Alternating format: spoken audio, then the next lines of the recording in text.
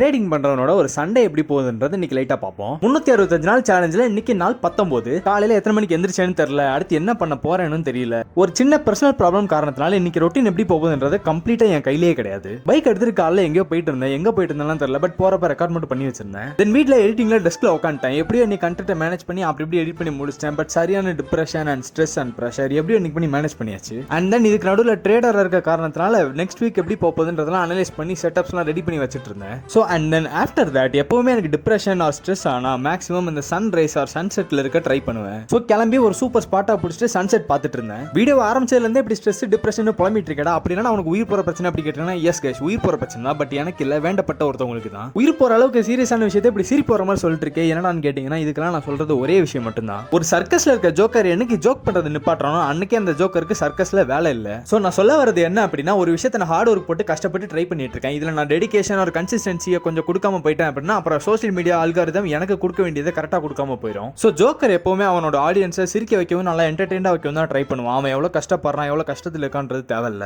இப்படி சீரியஸாக பேசிட்டு நடந்து வந்துட்டு இருக்க கேப்ல காத்தடிச்சு குப்பையெல்லாம் பறந்து சும்மா மாசா எலிவேட் பண்ணிட்டு இருக்குது கைஸ். இந்த போராட்டத்துக்கு நடுவில் தளபதி படத்தை ரிலீஸ் பண்ணார் இல்லையா, அவருக்கு கல்லா கட்டிச்சோ இல்லையா, எனக்கு நல்லா கல்லா கட்டிச்சு கைஸ். நேற்று போட்ட கண்டென்ட்டுக்கு highest views and highest likes. Thank you so much. அப்புறம் என்ன அவ்வளோதான் முடிச்சுக்கலாம் இங்கே. பட் என்னன்னா அடுத்த கொஞ்ச நாளைக்கு என்னால் வீடியோஸ்லாம் எடுக்க முடியுமான்னு தெரியல. அதனால நான் பழைய விளாக்ஸ்லாம் நிறைய எடுத்து அதெல்லாம் ஃப்ரிட்ஜில் ஸ்டோர் பண்ணி வச்சிருக்கேன். கொஞ்சம் கொஞ்சமாக எடுத்து சூடு பண்ணி தரேன். நல்லா இருந்தால் சாப்பிடுங்க, இல்லைன்னா குப்பையில் போட்டுங்க. ஓகே.